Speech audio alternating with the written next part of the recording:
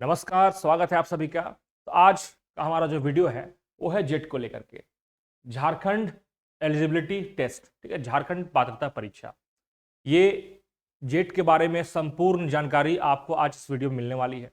ठीक है, कि इसके लिए क्या योग्यता होनी चाहिए इस परीक्षा को लिखने के लिए, इस परीक्षा को पास करने के बाद आपको क्या क्या बेनिफिट्स मिलने वाले हैं आने वाले असिस्टेंट प्रोफेसर की बहाली में। ठीक है, इसके बाद इसके सिलेबस क्या है, इसमें पासिंग मार्क्स क्या है। तो इस पे इससे रिलेटेड जो भी इंफॉर्मेशंस है, इंपॉर्टेंट इंफॉर्मेशंस, ठीक है ना, किस तरह के पैटर्न को यूज किया जाएगा, ठीक है, सारे इंफॉर्मेशंस को हम लोग कोशिश करेंगे आज एक ही वीडियो में कंप्लीट करें, कवर करें। ठीक है, इसके बाद हमने अनाउंस किया है free mock test for paper 1। ठीक है ना, तो जितने भी ऐसे कैंडिडेट्स हैं, एस्पिरेंट्स हैं जेट के लिए, जो चाहते हैं कि मॉक टेस्ट हम लोग फुल लेंथ टेस्ट पेपर 1 के लिए मुझे चाहिए, तो आप नीचे डिस्क्रिप्शन बॉक्स पे मेरे ऐप का लिंक दिया हुआ है, आप चाहे तो ऐप को जाके इंस्टॉल करें। किसी समस्या होने पर आप मुझसे संपर्क कर सकते हैं। ऐप के बाद जो भी व्हाट्सअप ग्रुप बनाए हुए हैं, ठीक है, चाहे वो पेपर 1 मॉक टेस्ट को लेकर के हो या फिर मैथ्स को लेकर स्पेशल गाइडेंस को लेकर के हो, दोनों के लिए मैंने सेपरेट एक व्हाट्सअप ग्रुप भी बनाया हुआ है, तो आप काइंडली जाके उसको भी ज्वाइन कर सकते हैं। ठीक है, इसके बाद किसी भी तरह के इन्फॉर्मेशन के लिए भी मेरे टेलीग्राम चैनल का लिंक मैंने दे रखा है, वहां भी आप जाके ज्वाइन कर सकते हैं। जेट की परीक्षा के आयोजन हेतु एक 35 पेज का पीडीएफ जारी किया गया है। इस पीडीएफ फाइल को मैंने टेलीग्राम चैनल पर डाल रखा है, आप जाके जरूर उसको जरूर रीड कीजिए।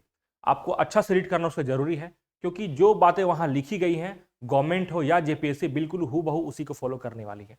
आज के वीडियो में मेरा यह प्रयास रहेगा कि उनमें जो ये 35 पेज का पीडीएफ जारी किया गया है, उसी में से कुछ ऐसे इंपॉर्टेंट बातों को आपके साथ शेयर कर सकूं जो आपके लिए बहुत महत्वपूर्ण है। ठीक है, मैंने सिर्फ उन्हीं बातों को चुना है आज के वीडियो में, तो आप वीडियो के एंड तक जरूर बने रहें ताकि आपसे कोई इंपॉर्टेंट इन्फॉर्मेशन मिस ना हो जाए। ठीक है, तो हम देखते हैं कि जेट की परीक्षा का जो आयोजन है वो 43 सब्जेक्ट के लिए किया जाएगा। ठीक है, जेट की परीक्षा का आयोजन क्यों किया जा रहा है, तो इसका दो पर्पस है। पहला है पीएचडी एंट्रेंस।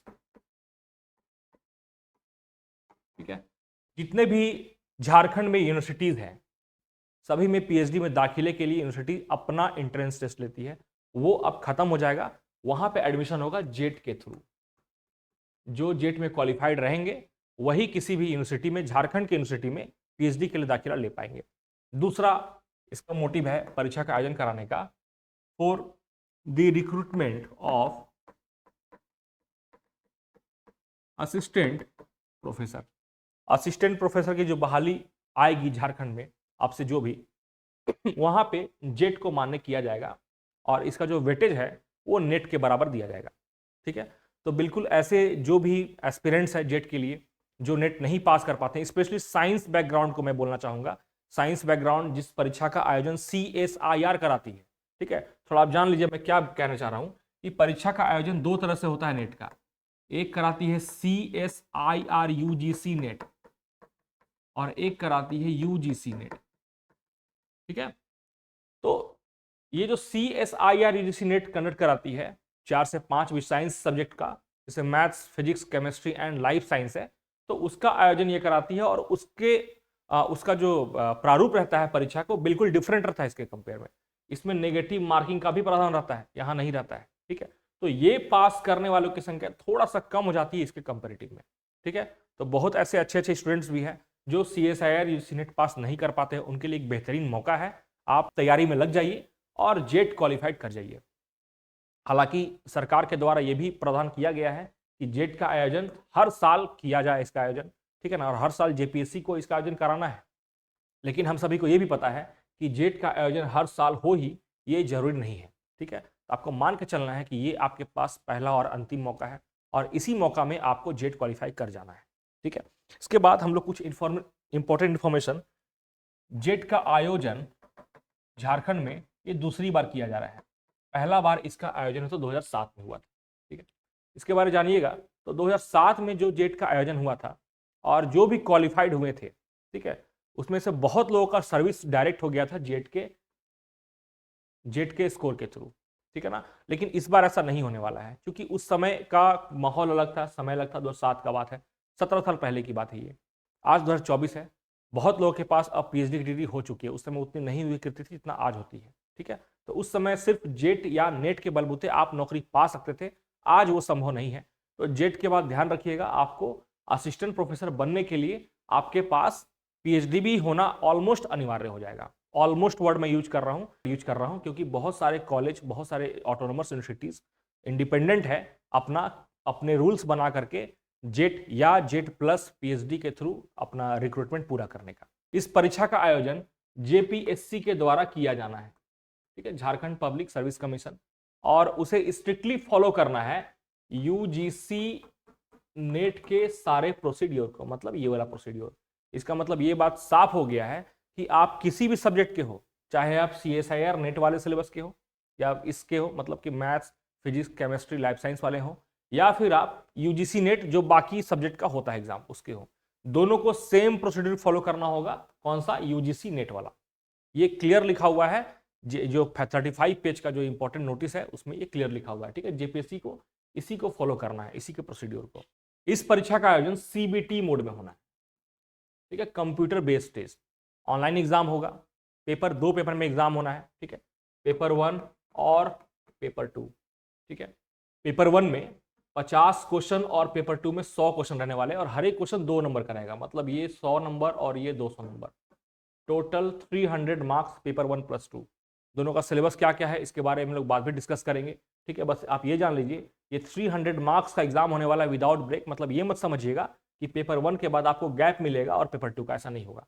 एक ही बार एग्जाम होगा, दोनों पेपर का मिला के एग्जाम होगा, ठीक है ना। एग्जाम कैसा होगा? सीबीटी मोड में होगा, और मैंने सीबीटी मोड को लेकर के, मतलब कंप्यूटर में एग्जाम होगा, तो आप अभी से ही प्रिपेयर हो जाइए कैसे ऑनलाइन एग्जाम दिया जाना है। उसके लिए मैंने पेपर 1 का एक टेस्ट फ्री आपके लिए उपलब्ध कराया है।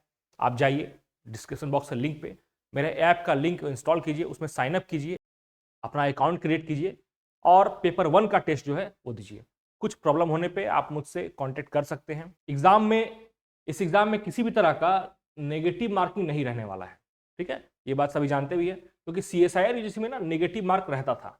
हम जानते हैं कि पेपर 1 और 2 दोनों में, इसमें 3 पेपर हुआ करते हैं, पेपर 1, 2, 3।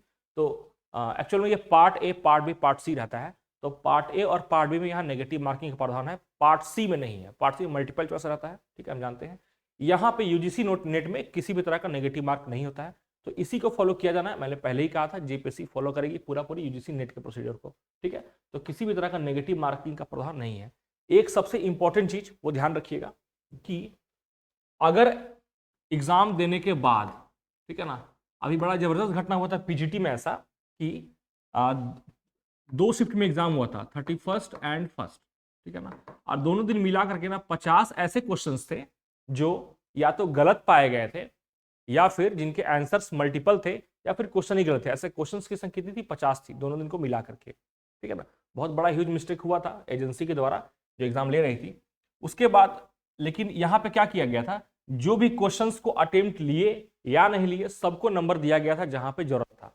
मतलब जहां पर बेनिफिट हुआ, बेनिफिट टू ऑल हो गया। लेकिन जेपीएससी में, जेट के एग्जाम के केस में ये बात बिल्कुल क्लियर रख लीजिए, है ना, ये 35 पेज के नोटिस में लिखा हुआ है कि आप अगर क्वेश्चन को अटेम्प्ट नहीं लीजिएगा, आपने जिस क्वेश्चन को अटेम्प्ट नहीं लिया है और वो क्वेश्चन अगर गलत पाया गया या उसके मल्टीपल ऑप्शन सही पाए गए, तो इसका नंबर आपको नहीं मिलेगा। इसका नंबर किनको मिलेगा? जो जिन्होंने उस क्वेश्चन को अटेम्प्ट लिया है। बड़ा इंपॉर्टेंट इंफॉर्मेशन है, ध्यान रखिएगा। ऐसे भी बड़ा कॉमन सेंस की बात है, अगर नेगेटिव मार्किंग नहीं है तो हम क्वेश्चंस अटेम्प्ट क्यों ना लें, ठीक है ना। तो क्वेश्चंस आपको अटेम्प्ट लेना ही लेना है 100%, इस बात के लिए बिल्कुल आश्वस्त हो जाइएगा। अब हम लोग बात करें क्राइटेरिया पे, एलिजिबिलिटी, ठीक है। तो एलिजिबिलिटी क्या है? आप अगर यूआर कैटेगरी के हैं या EWS, तो आपको 55% के साथ अपना मास्टर्स डिग्री कंप्लीट किया जाना है, ठीक है। या अगर आप OBC, झारखंड में वो BC1 और BC2 हो जाता है, या ST है या SC है, तो आपके लिए कंडीशन ये हो जाएगा सिर्फ 50% का, 50% इन मास्टर डिग्री, ठीक है।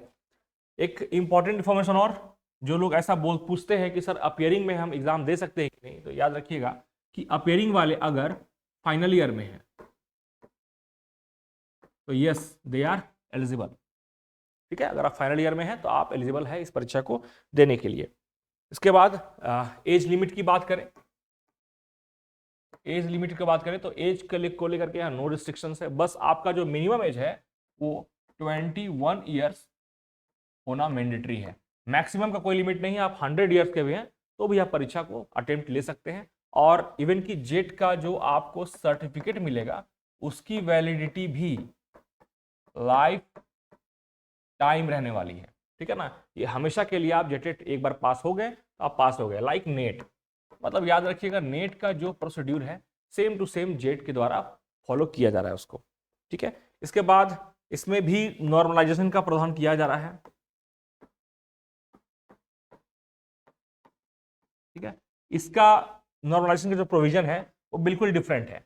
जेएसएससी के नॉर्मलाइजेशन फॉर्मूला अलग है और जेपीएससी का अलग है, ठीक है। तो इसके बारे में हम लोग कभी और चर्चा करेंगे, जानेंगे कैसे जेपीएससी के द्वारा नॉर्मलाइजेशन किया जाएगा और कैसे किनको बेनिफिट मिलने वाला है।